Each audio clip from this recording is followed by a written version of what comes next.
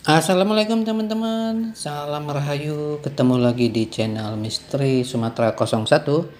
Dan hari ini kita akan membahas khusus tentang Lamuri. Di episode yang lalu kita sudah bahas tentang Lamuri ya, pemujaan dan tantra tua mulai dari Aceh, Gayo dan Lamuri, dan kita akan membahas khusus di sini tentang Lamuri, kerajaan Hindu-Buddha yang tua yang ada di ujung pulau Sumatera. Dengan judul Lamuri adalah gerbang awal tantrisme Nusantara sebelum Pulau Jawa. Oke ya, pelan-pelan teman-teman, kalau bisa sih kita sudah masuk di tentang Hindu dan Buddha. Kalau bisa kami sarankan teman-teman kita singkirkan dulu agama yang kita anut sekarang, karena kita akan masuk ke gerbang ajaran yang dulu pernah ada di Indonesia ini ya, sebelum ada Indonesia. Jadi itu tentang tantrisme, kekuatan gaib, yang pemujaan yang menggunakan darah, ada yang sebagian menggunakan ritual seks dan ritual makan daging. Dan itu memang ada dahulu kala ya. Bahkan sebelum masuknya agama tantrisme kan kita sudah jelaskan bahwa pemujaan animisme dulu sudah ada soal menggunakan darah hewan, manusia, itu sudah kita jelaskan ya. Dan kalau bisa kita bisa singkirkanlah dulu kepercayaan kita. Kita karena memasuki sebuah sudut pandang yang berbeda.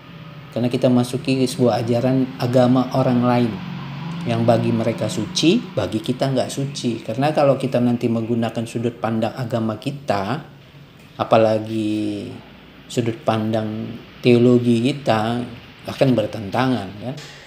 Kita harus bisa mengerti ya, kita memasuki sudut pandang yang berbeda. Oke, kita mulai teman-teman. Alur kronologis. Pertama abad 7 dan sampai 9 Masehi, Sriwijaya berkembang sebagai pusat Buddha Mahayana dan Vajrayana. Lamuri sebagai pelabuhan penting dan titik persinggahan mulai menerima pengaruh ini. Terdapat indikasi bahwa Lamuri menjadi pusat kecil praktik tantrik, khususnya dari aliran Vajrayana yang menekankan kekuatan ritual, mantra, visualisasi dewa-dewi, murka, dan kadang penggunaan simbol darah, seksualitas, atau kematian bernuansa Bhairawa Tantra. Yang kedua, pada abad 9 sampai dengan 11 Masehi. Di saat Jawa Tengah Mataram kuno baru memulai pembangunan Candi Borobudur dan Prambanan, dengan pengaruh Mahayana Hindu, Lamuri dan sekitarnya sudah mengalami fase awal pengaruh tantrik. Praktik-praktik magis, penyatuan dengan dewa, dan pemujaan kekuatan gaib telah bercampur dengan adat lokal Aceh jauh sebelum berkembang lebih kompleks di Jawa. Yang ketiga, baru pada abad 13 Masehi, tantrisme dalam bentuk Bhairawa Tantra secara eksplisit muncul dalam candi-candi di Padang Lawas, Sumatera bagian tengah timur, Candi Singhasari dan Kediri, Jawa Timur, dengan arca-arca Bhairawa dan Durga Mahisasura Mardini. Oke ya teman-teman. Kami perlu sampaikan di sini kenapa Lamuri itu lebih awal, karena seperti di episode yang kami sebelum sampaikan, ingat teman-teman, Lamuri itu di Aceh, Banda Aceh sekarang ya. Dulu situ Hindu-Buddha awal tua di situ ya teman-teman. Dan itu jangan lupa itu pintu gerbang Selat Malaka teman-teman ya.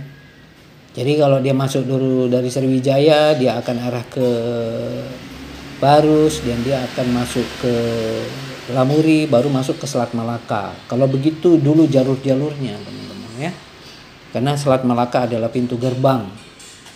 Mau kemana aja, mau ke Pulau Jawa, Kalimantan, itu sudah jalur perdagangan. Kalau dari Eropa, dari India itu jalur kuno. Apalagi sebelum terbukanya terusan Suez. Wah, belum ada nih di zaman ini, belum terbuka terusan Suez, teman-teman ya. Terusan Suez itu baru terbuka 1800. Ini abad ke-7, 6. Berarti 1000 tahun sebelumnya baru muncul itu. Jadi dia di pintu gerbang Selat Malaka. Makanya dia duluan di sana ya, teman-teman ya. Pelayaran tetap harus dari sana. Nah, yang perlu kita kembangkan adalah implikasi kultural dan spiritual. Lamuri bukan hanya tempat berdagang rempah, tapi juga tempat bertapa, bertransformasi spiritual, dan tempat interaksi antara yogi tantrik India, Sriwijaya dengan pemuka adat lokal. Kita sudah jelaskan di awal, teman-teman, di episode sebelum ini tentang pemujaan-pemujaan animisme yang menggunakan darah jauh sebelum agama Hindu-Buddha ataupun sebelumnya semacamnya tumbuh dan ada di sekitar Lamuri. Konsep dewa murka seperti Heruka atau Vajrikalaya kemungkinan hadir dalam bentuk cerita rakyat tentang makhluk sakti, jin mara, dan roh penjaga bukit batu. Mantra dan jimat yang masih digunakan dalam budaya Aceh klasik bisa ditelusuri akarnya hingga naskah Vajrayana. Tradisi bertapa di gua dan gunung, meminum air keramat, atau menggunakan darah hewan dalam upacara, semuanya berciri tantrik. Sebenarnya itu masih ada loh dalam adat-adat di Aceh sampai sekarang, terutama kalau dia udah ke Gayo. Jalur transmisi spiritual ke Nusantara. Asal India Timur, Nalandra, Bihar, transit Sriwijaya, Palembang, tujuan awal Lamuri, Aceh. Tujuan lanjut Padang Lawas, Jawa, Bali. Nah, itu alurnya seperti yang kita sampaikan tadi, teman-teman. Jadi dia masuk Sriwijaya, dia masuk ke Barus, dia masuk ke Lamuri, Banda Aceh, Padang Lawas, baru Jawa, Bali. Padang Lawas itu berarti Selat Malaka. Jadi, tantrisme, Vajrayana dan Bhairawa masuk lebih dulu ke Lamuri dan Sumatera Timur sebelum muncul secara terbuka dalam bentuk istana, candi, dan arca di Jawa Timur pada abad 13-14. Lamuri bisa dianggap sebagai gerbang barat Nusantara bagi arus spiritual tinggi dari India dan Tibet, yaitu disebabkan karena dia adalah pintu gerbang Selat Malaka. Karena lalu lintas perdagangan kalau zaman dahulu kan harus melalui Selat Malaka dulu baru sampai ke Pulau Jawa. Sampai sekarang pun itu masih dilakukan, teman-teman ya, sampai sekarang. Kita lanjut ya. Tantrisme, khususnya aliran Vajrayana dan Bhairawa, masuk ke Nusantara lebih dulu melalui wilayah barat, yaitu Lamuri, Aceh, dan Sumatera bagian timur, seperti Padang Lawas dan Muara Takus sebelum berkembang secara monumental di Jawa. Mengapa ini penting secara historis dan spiritual? Pertama, wilayah masuk awal. Lamuri dan Sumatera Timur adalah pelabuhan dagang dan titik transit utama dalam jalur India, Sriwijaya, Tiongkok. Karena itu, pengaruh agama dan praktik esoterik India Timur, Benggalan, Nalanda sampai lebih awal ke sini dibandingkan Jawa. Yaitu disebabkan karena semua lalu lintas kapal zaman dahulu kala itu harus melalui Selat Malaka baru sampai di Pulau Jawa. Jadi logikanya masuk, teman-teman ya. Pasti ujung Sumatera dulu baru ke Pulau Jawa. Yang kedua, Sriwijaya sebagai kanal pengaruh. Sriwijaya adalah pusat pembelajaran Vajrayana dan jaringan biara internasional. Lamuri sebagai bagian dari orbit Sriwijaya, mewarisi spiritual tantrik termasuk praktik mantra kuat, mantrayana, ritual pemanggilan dewa dewi murka.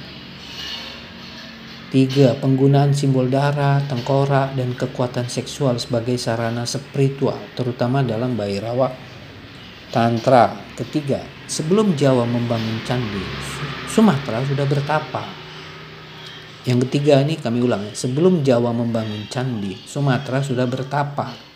Jawa baru membangun arsitektur dan arca tantrik secara besar-besaran pada abad ke-13, Singasari dan Majapahit. Namun di Padang Lawas, Muara Takus, dan kemungkinan Lamuri, bentuk-bentuk tantri ini sudah eksis sebelumnya seperti spiritual, meski tidak selalu monumental. Karena ya ciri khas di Sumatera kan beda dengan di Jawa.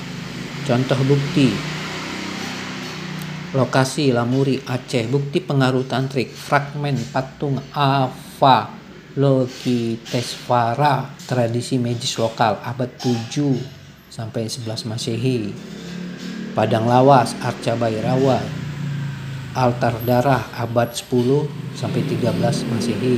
Muara Takus, Riau, kompleks candi bercorak Vajrayana abad 9 sampai 12 Masehi. Jawa Timur, Arca Bhairawa, Candi Singasari, Durga abad 13-14 Masehi. Ya, itu memang sesuai ya teman-teman ya. Jadi kesimpulannya, Sumatera bukan Jawa adalah tanah awal pemijakan tantrisme di Nusantara. Tantrisme merambat dari Aceh, Padang Lawas, Muara Takus, lalu menyebar ke Jawa dan Bali, berkembang menjadi bentuk megah dan psikentrik bersama Hindu Siwa dan Buddha lokal. Pernyataan ini menegaskan peta spiritual alternatif Nusantara yang sering diterabaikan dalam narasi dominan bahwa arus tantrisme baik dalam bentuk Vajrayana maupun Bhairawa Tantra sebenarnya bermula dari wilayah barat Nusantara, yaitu Sumatera, bukan dari Jawa seperti yang sering diasumsikan karena kemegahan arsitekturnya.